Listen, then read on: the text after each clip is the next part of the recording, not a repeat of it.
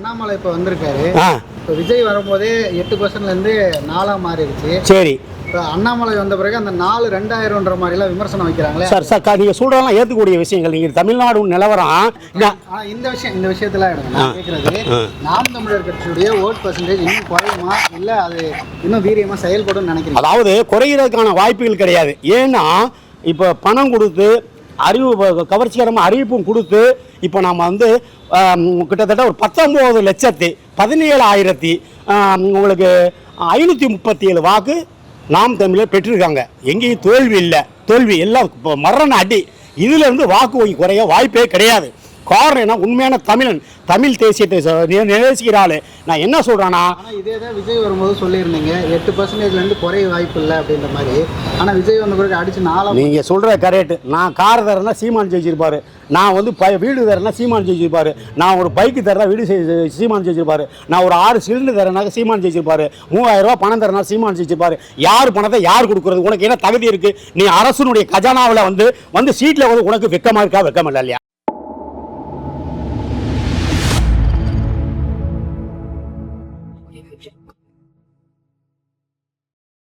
நாம் தமிழர் கட்சி தோல்வியை ஃபர்ஸ்ட் எப்படி பார்க்குறீங்க? அதுலேருந்து எப்படி மீண்டு வரதுக்கான வேலைகளை செஞ்சுட்டு இருக்கீங்க? சீமானவர்கள் ப்ரெஸ் மீட் எதுவுமே கொடுக்கறது கிடையாது. சரி, மக்கள் சீமானை தேடுறாங்க, எப்படி பார்க்குறீங்க? அதாவது மக்கள் வந்து தொடர்ந்து 15 வருஷமாக அவர் எல்லாத்தையும் வந்து களத்துக்கு வந்தார் சார். போராட்டமாக நிறைய மணிக்கணக்கில் தரதுக்கு எல்லாமே கவர்மெண்ட் பிரச்சனை, பொது பிரச்சனை, கட்டணை அழிக்கிறது, அரசு வேலையாளருக்கு போராட்டங்கள், எல்லா தொழிற்சங்க போராட்டங்கள் எல்லாம் தலையிட்டெல்லாம் உண்மை. எலெக்ஷனை சந்தித்தோம். எலெக்ஷனில் எங்களுக்கு வந்து வாக்கு வங்கி குறைஞ்சி போச்சு. நாங்கள் ஜெயிக்கலை. நாங்கள் ஈவனாக எல்லாம் எஜுகேட்டட் பர்சனாக தான் நாங்கள் போட்டோம். என்ன காரணம் அப்படின்ட்டு இந்த தமிழ் மக்களுக்கு தான் தெரியணும். ஏன்னு என்னத்துக்கு ஜெயிச்சாங்கிற ஒரே ஒரு ரைட்ஸ் என்னென்னா, 76 ஆண்டு அந்த திராவிட இயக்கங்கள் கண்ணுக்கு முன்னாலேயே இயற்கை வளங்களை கொள்ளையடிக்கிறாங்க, மதுபானத்துக்கு போதையாக்குறாங்க, எல்லா துறையும் சம்பாதிக்கிறது இந்த தமிழ் மக்களுக்கு, சாதாரண கீழ்மட்ட மக்களுக்கு தெரியுறதுனால இந்த இயக்கம் வேணும். அதாவது விஜய் ஒரு போட்டியாளர் அவங்க நினைக்கல, இவங்க தொலையட்டும் அப்படின்னு தான் அந்த அவர் சினிமா துறையில் வந்து விஜய் வந்து ஏக காலத்தில் 10 வயசுல சினிமா துறையில் இருக்காரு. இப்போ திமுக மாற்றா இவர் நல்லா பண்ணுறாரு. அதுதான் கேள்வி. இப்போ நீங்கள் கேட்ட கேள்வி, அதாவது எம்எல்ஏ யார், என்ன படிச்சிருக்கான், அதாவது விஜய் போட்ட கேண்டிடேட்டே யாருக்குன்னு விஜய்க்கே தெரியாது. காலங்கள் அப்படி போச்சு. காரணம் என்னாக்க, இவங்களோட அடாவடித்தனால அந்த ஒரு திராவிட இயக்கங்கள் அழிஞ்சிருச்சு. இனிமேல் தரையில் வந்து திராவிட இயக்கத்துக்கு வேலை கிடையாது. சொல்ல போகிறீங்களா? திராவிடத்தையும் தமிழ் தேசியம் எடுத்து வந்தால் விஜய் சார் அவர்கள் அவர் என்ன சொல்லிட்டாருன்னா, கவர்ச்சிகரமான ஒரு இதை அறிவிச்சார். ஒரு குடும்பத்துக்கு வந்து ஏக காலத்தில் திராவிட இயக்கம் 1000 ரூபா கொடுத்துச்சு. நான் 2500 தரேன்ட்டார். வீட்டில் வேலை இல்லையா, 4000 ரூபா ஸ்டைபண்ட் தரேன்.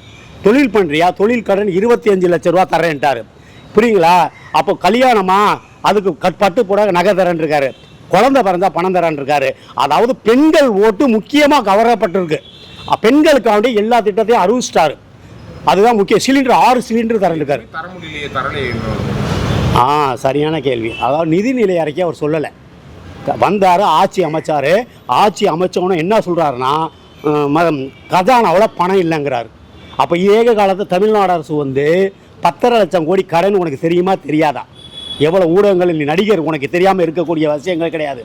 நீங்கள் இதை புரிஞ்சு நீ சொல்லி இப்போ நீ இது வந்து சொல்லி சரியில்லை. நான் சார், நீ உன் மகா கல்யாண மண்டபத்தை வைப்பியோ, ஒரு சொத்து வைப்பியோ, இல்லை 6 வருஷம் நான் சொத்து வைப்பியோ, எங்களுக்கு அது அவசியம் இல்லை. சொன்னதை செய்யணும். இதுதான் என்னுடைய கணக்கு. ஏன்னா 6 வருஷம் நான் வந்து உன் கட்சிக்கு அதுக்கு சம்மந்தமே இல்லாதவர். நீ என்ன சொன்ன, 30 வருஷம் எனக்கு என் தொண்டர் கஷ்டப்பட்டவனுக்கு தான் பொறுப்புன்னு சொன்ன எம்எல்ஏ சீட்டுங்கிற. அதை தாண்டி 106 பேருக்கு நீ எம்எல்ஏ சீட்டு கொடுத்துருக்க. அதாவது கமர்ஷியல் சம்பாதிக்கணும், ஆடம்பரம் இருக்கணும். உன்னுடைய சொத்து மதிப்பெண்ண நீ காமராஜர் போட்டிருக்க. காமராஜர் கொள்கையை நீ பின்பற்றணும். காமராஜர் சாகும் பொழுது 106 ரூபா தான் பணமே பையில் இருந்துச்சு. அவர் காலத்தில் வந்து 9 மினிஸ்டராக இருந்தார். அதனால வந்து நீ எனக்கு அதெல்லாம் கவர்ச்சியை சொன்னதுனால பெண்கள் இன்னைக்கு போட்டாங்க. இன்னைக்கு ரோட்டில் பெண்கள் போராட்டம் பண்ணுறாங்க. மதுபான கடை 717 மூடுறேன்னு சொன்னார் சார். டெஃபினெட்லி மூடலை. பிரச்சனைகள் 400 தான் மூடி இருக்காங்க. அது ஏகப்பட்ட பிரச்சனை. அதே சமயத்தில் வந்து இந்த மணமகிழ் மன்றம் 1066 இருக்குது. டாஸ்மாக் வந்து 4600 இருக்குது. புரியுங்களா? மதுபானத்தை இப்போ என்ன கையில் எடுத்திருக்காருன்னா, போராட்டம் பண்ணுறான். இங்கே கடையடைச்சா இங்கே திறக்க சொல்கிறான். அங்கே வந்து இந்த பணியாளர் போராட்டம் பண்ணுறான். இதை மையமாக வச்சு இப்போ ப்ரைவேட்டில் கொடுத்துருவோம்னு சொல்லிட்டு ஐஏஎஸ் எல்லாம் மீட்டிங் போட்டாங்க. ப்ரைவேட்டில் வந்து டாஸ்மாக் போக போகுது. வருமானம் தேவை, சொன்னதை கொடுக்கணும். இவர் 1000 ரூபா தான் போட்டிருக்காரு. அது வந்து அதாவது இவர் வந்து திராவிட கழகத்தை எதிர்த்து தான் சார் வந்தார். எனக்கு போட்டி ஸ்டாலின் தான் சொன்னார், அங்கிள் ஸ்டாலின் சொன்னார். அந்த ஸ்டாலின் இல்லைப்பா ஆட்சி இல்லை, இப்போ கூட்டணி ஆட்சி. ஸ்டாலினும் விஜயும் சேர்ந்து அமைக்கப்பட்ட கூட்டணி ஆட்சி தான். ஏன்னா ஏக காலத்தில் 23 கூட்டணியில் இடம்பெற்றவங்க தான் டிஎம்கே கூட்டணி. புரியுங்களா? அவர் திருமாவளவன், இடது ரைட்டு கம்யூனிஸ்ட்டு, முஸ்லீமுக்கு இவங்கெல்லாம் இப்போ ஆதரவு கொடுத்து காங்கிரஸ் 5 சீட்டு ஆதரவு கொடுத்து தான் இருக்கிறாங்க. இது போனாலும் நீங்கள் ஆளை பிடிக்கக்கூடாது, ஒரு இயக்கத்தை அழிக்கக்கூடாது. ஒரு சட்டமன்ற தொகுதி வேட்பாளர் ஒரு தொகுதியில் நின்னா 5.5 கோடி அரசு செலவு பண்ணுது. நீ சாதாரணமாக எல்லாத்தையும் வாபஸ் ரிசைன் பண்ணிட்டு வர சொல்கிற, இந்த பணத்தை யார் கொடுக்குறது? நீ புள்ளியை பிடிக்கிறியா, எம்எல்ஏ பிடிக்கிறியா, மக்கள் தேவை செய்கிறாரா? இதெல்லாம் காலத்துக்கு பதில் சொல்லணும். ஒன்று ஆட்சி. அண்ணாமலை இப்போ வந்திருக்காரு, இப்போ விஜய் வரும்போதே 8%லேருந்து 4 மாறிடுச்சு. சரி, இப்போ அண்ணாமலை வந்த பிறகு அந்த 4 2000ன்ற மாதிரிலாம் விமர்சனம் வைக்கிறாங்களே சார். நீங்கள் சொல்கிறதெல்லாம் ஏற்றுக்கூடிய விஷயங்கள். நீங்கள் தமிழ்நாடு நிலவரம் சிந்திச்சு யோசனை பண்ணி என்ன வளர்ச்சி, என்ன தமிழ்நாட்டினுடைய நம்முடைய பங்கு அப்படின்னு யாருமே இளைஞர் சமுதாயம், பெரியவர்கள், பெண்கள்லாம் நினைக்கிறது இல்லை. ஏன் சொல்கிறேன்னா, இப்போ வந்து பிஜேபி ஆள் தான் ஒரு அண்ணாமலை வந்து தமிழ்நாடுடைய பிஜேபி லீடராக இருந்தார். அப்போ இருக்கும்போது ஏக காலத்தில் திராவிட இயக்கத்துடைய டிஎம்கே ஆட்சியை குற்ற பின்னணி, அதாவது ஒவ்வொரு டீமாக முதல் குற்றப்பத்திரிகை சொல்கிறாரு, 2வது சொல்கிறாரு, 3வது சொல்லி இவன் குற்றவாளி, திருடப்பட்டிருக்க, இவ்வளோ பணம் நீ கொள்ளையடிச்சிருக்கன்னு சொல்லி நீ பணம் வாங்கினியா இல்லையா? என்னுடைய கேள்விக்கு பதில் சொல்லு. உன்னுடைய சொத்து மதிப்பை காட்டு. இப்போ அண்ணாமலை தனித்து போட்டிங்கிறாரு சார். அண்ணாமலை வந்து அவரை நான் என்ன சொல்றேன்னா, அவர் ஐபிஎஸ் படித்தாலும் படிப்புக்கு இதுக்கு சம்பந்தமே கிடையாது. லெஞ்ச நீ திராவிட கழகத்தை பணம் வாங்கினியா வாங்கலையா? ஒன்று ஏன் தமிழ்நாடு பொறுப்புலேருந்து யார் எடுத்தது? நீ மோடி அரசில் இருந்த, நீ இப்போ வந்து உன்னை எடுத்தாச்சு, நைனா நாராஜனா போட்டாச்சு, அதை பற்றியெல்லாம் பிரச்சனை கிடையாது. நீ இப்போ ஏன் மோடி அமித்ஷாவை பார்க்க போய் நீ என்னத்தை ரிசைன் பண்ணுற?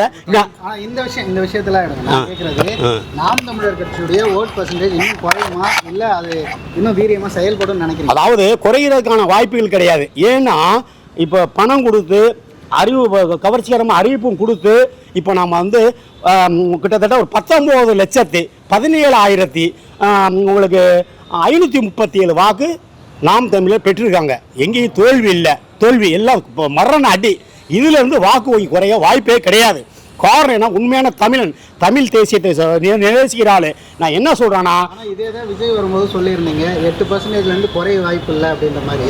ஆனால் விஜய் வந்த பிறகு அடிச்சு 4. நீங்கள் சொல்கிற கரெக்டு. நான் கார் தரேன்னா சீமான் ஜெயிச்சிருப்பாரு, நான் வந்து வீடு தரேன்னா சீமான் ஜெயிச்சிருப்பாரு, நான் ஒரு பைக்கு தரேன்னா சீமான் ஜெயிச்சிருப்பாரு, நான் ஒரு 6 சிலிண்டர் தரேனாக்க சீமான் ஜெயிச்சிருப்பாரு, 3000 ரூபா பணம் தரேன்னா சீமான் ஜெயிச்சிருப்பாரு. யார் பணத்தை யார் கொடுக்குறது? உனக்கு என்ன தகுதி இருக்குது? நீ அரசுனுடைய கஜானாவில் வந்து சீட்டில் வந்து உனக்கு வெக்கமாக இருக்கா? வெக்கம் இல்லை இல்லையா? இப்போ நீ 8,000 உங்களுக்கு ஆரம்ப சுகாதார நிலையத்துக்கு பிரைவேட்டை கூட போனேன். இதே சீமான் தடுத்தார்.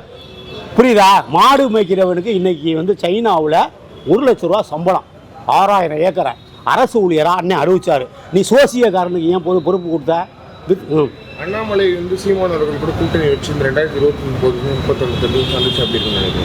அதாவது சார் அண்ணன் சொல்லிட்டார் சார், 31 வரையும் கூட்டணி இல்லைன்ட்டார் சார். கொள்கையை மாறுது சார், மாறவே மாறாது. மண்ணுக்குள்ளே போனாலும் சீமான் கூட்டணி நிற்க மாட்டார், அழிஞ்சாலும் வைக்க மாட்டோம் நாங்கள். காரணம் என்னன்னா, கொள்கையே இல்லை. பிஜேபியால் உருவாக்கப்பட்டவரா அண்ணாமலை. 1996 ஒரு அண்ணாமலை, 2026 அண்ணாமலை.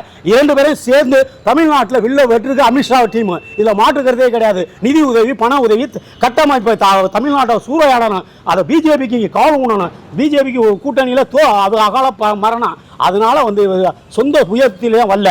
மத்திய அரசோட ஆள் மாற்றுக்கிறது ஏதாவது இருக்கா? இதுக்கு பின்னால் ஏடிஎம்கேல சில கட்சியில் போகாதெல்லாம் வந்து சேர போகிறாங்க. அதனால எங்களுக்கு ஒரு பாதிப்பே கிடையாது. வரும் காலத்தில் வந்து வாங்கின வாக்கு வங்கியை விட்டு சீமானம் கீழே போகாது. 1000 கூடும், 5000, 5 லட்சம் கூடும். காரணம் உண்மையாக இருக்கிறோம். நாங்கள் வந்து மே 18 பார்த்தீங்கன்னா ஏகப்பட்ட மக்கள் வந்து தன்னிச்சையாக வந்திருக்காங்க. அதனால் தமிழ் தேசியம் அழிஞ்சு போச்சு சார். இதை மீட்கிறதுக்கு ஒரே சீமான் இருந்தால் தான் தமிழ்நாடு. சீமான் இல்லைன்னா தமிழ்நாடு இல்லை. வேற என்ன சொல்கிறீங்க? நன்றி.